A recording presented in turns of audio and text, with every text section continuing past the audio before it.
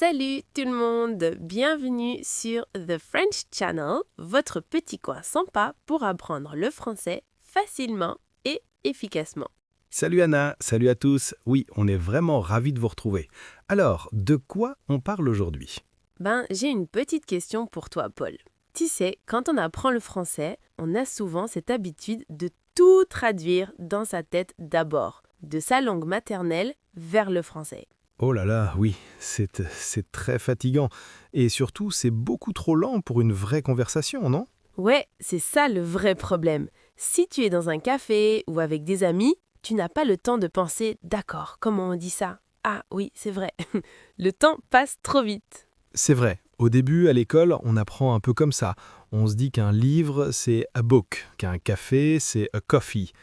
C'est logique au départ, mais après, ça bloque la communication. Voilà, le cerveau fait trop de travail. Donc le grand but, c'est d'arrêter de traduire et de commencer à vraiment penser en français. D'accord, mais c'est difficile à faire, non? On commence comment? Pas si on commence tout petit. La première étape, c'est super simple. C'est juste regarder autour de soi et nommer les objets en français. Ah ouais? Juste donner le nom des choses de tous les jours? Ouais, tout simplement. C'est comme un petit jeu. Par exemple, là, on boit notre café. Qu'est-ce que tu vois sur la table? Je vois une tasse, une petite cuillère et ton téléphone portable. Super! Et tu peux faire ça partout, dans la rue, dans ta chambre, dans le bus. L'idée, c'est de connecter l'objet directement au mot français, pas de passer par la traduction. C'est une très bonne habitude. On regarde l'objet et on dit le mot dans sa tête. Pas besoin de faire des phrases compliquées pour commencer. C'est tout à fait ça. Et si tu ne connais pas un mot, tu le cherches plus tard. Ça aide beaucoup à apprendre du vocabulaire naturellement, en contexte. Mhm. Ça entraîne doucement le cerveau à se mettre en mode français.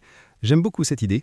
Ouais, et c'est juste la première étape. On a d'autres petites astuces pour vraiment changer son environnement au quotidien. D'accord, super. Mais on garde ça pour la prochaine partie? Ouais, bonne idée. Entraînez-vous déjà avec les objets autour de vous. Alors, la dernière fois, on parlait de nommer les objets autour de soi pour commencer à penser en français. Ouais, c'était un super début. Mais comment on fait pour aller un peu plus loin dans cette habitude? Il y a un truc très simple, on passe tous beaucoup de temps sur nos téléphones, non? Oui, c'est vrai, c'est presque automatique. Alors, pourquoi ne pas changer la langue de ton téléphone ou même de ton ordinateur en français? Oh, d'accord. Comme ça, à chaque fois que je regarde l'écran, je vois du vocabulaire français.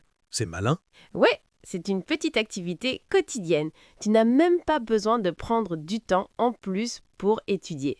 Et j'ai une autre idée un peu drôle pour changer ton environnement. Ah oui? Raconte, Anna. Haha, tu sais, ton gros dictionnaire bilingue, c'est lui qui traduit de ta langue vers le français, utilise-le juste pour poser ta tasse de café. Comme un dessous de verre? C'est sérieux? Oui, parce que si tu continues à l'utiliser, tu restes bloqué dans la traduction. Il faut essayer de prendre un dictionnaire monolingue, c'est-à-dire un dictionnaire avec seulement du français. Je comprends l'idée. Si je cherche un mot que je ne connais pas, je lis l'explication en français. Ça m'oblige à comprendre le sens avec d'autres mots français. C'est ça, on force un peu le cerveau, mais en douceur. Ça aide vraiment à construire cette logique dans la tête. Et pour l'environnement, on peut aussi ajouter de l'écoute, non? Je veux dire, pas besoin d'être concentré à 100% tout le temps. Ah, complètement. Tu peux écouter un podcast ou mettre une vidéo en fond pendant que tu fais le ménage ou la cuisine. Ouais, ou même écouter de la musique française. J'adore faire ça quand je marche dans la rue. C'est une super idée, Paul. Ça crée une petite bulle française autour de toi. Tu t'habitues au rythme de la langue sans faire d'effort. C'est génial. Donc, on change son téléphone, on oublie le dictionnaire bilingue et on met de la musique. Et après? Après, on commence à se parler à soi-même, mais ça, c'est pour la prochaine partie. Bon, on a changé la langue du téléphone, on écoute de la musique, c'est super. Mais il y a une étape encore plus active pour vraiment penser en français. Je t'écoute. Qu'est-ce qu'on doit faire? C'est de se parler à soi-même, à voix haute. À moi-même. Mais Anna, les gens vont penser que je suis fou. Oui, c'est pour ça qu'il faut le faire à la maison, quand on est tout seul, hein. L'idée, c'est de commencer par des phrases très simples. Au lieu de penser I'm hungry en anglais, tu te forces à dire à voix haute j'ai faim. Ah, d'accord, donc je peux juste raconter ce que je fais, comme un narrateur. Par exemple, je prépare mon café ou j'ouvre la fenêtre. Ouais, c'est tout à fait ça, raconter sa vie quotidienne. C'est super quand tu fais les tâches ménagères. Par exemple, tu fais la lessive et tu dis je mets le pantalon bleu dans la machine, où est le savon? J'aime beaucoup ça. Il n'y a pas de pression. Si je fais une petite erreur de grammaire ou de prononciation, ce n'est pas grave, personne ne m'écoute. Voilà.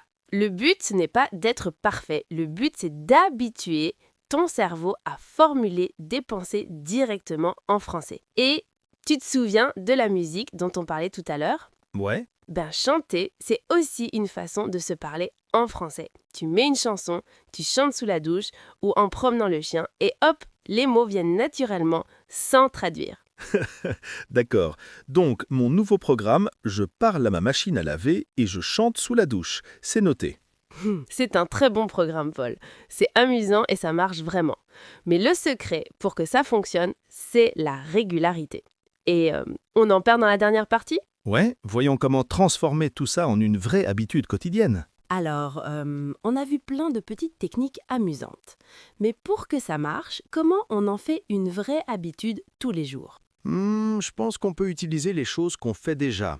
Par exemple, faire des listes. Quand tu vas au supermarché, Anna, tu fais une liste de courses, non? Ouais, toujours. Et au lieu d'écrire bread ou apples dans ta langue, tu écris du pain et des pommes en français. C'est tout bête, mais c'est super efficace. C'est une très bonne idée. Tu peux faire la même chose pour ta liste de choses à faire au travail. Mettre des petits mots en français. Voilà. Et j'ai un dernier conseil pour la fin de la journée. Le soir, juste avant de dormir, quand tu es dans le lit, tu peux faire un petit résumé de ta journée. Ah, repenser à ce qu'on a fait. Mais tout en français, bien sûr. C'est ça, juste pendant 2 minutes, tu te dis dans ta tête « Aujourd'hui, j'ai mangé avec mon frère » ou J'ai regardé un bon film ». On dit que ça aide même à rêver en français. Rêver en français, c'est vraiment l'objectif ultime. Je crois qu'on a donné une belle boîte à outils aujourd'hui. Je suis d'accord, Paul. On espère vraiment que vous avez aimé cet épisode et toutes ces astuces. Merci beaucoup d'être là aujourd'hui avec nous. Ouais, merci à tous. Et surtout, ne vous inquiétez pas si c'est un peu difficile au début. Répétez, pratiquez doucement à votre rythme et ça va venir tout seul. Et s'il vous plaît, si vous avez un ami qui apprend aussi le français, n'hésitez pas à partager ce podcast avec lui. Ça aide vraiment les gens à trouver notre émission. C'est vrai, on veut vraiment aider le plus de monde possible à apprendre avec nous. Alors n'oubliez pas de vous abonner et de mettre un petit j'aime. Jusqu'à notre prochain épisode, passez une super journée. Salut tout le monde, à très bientôt.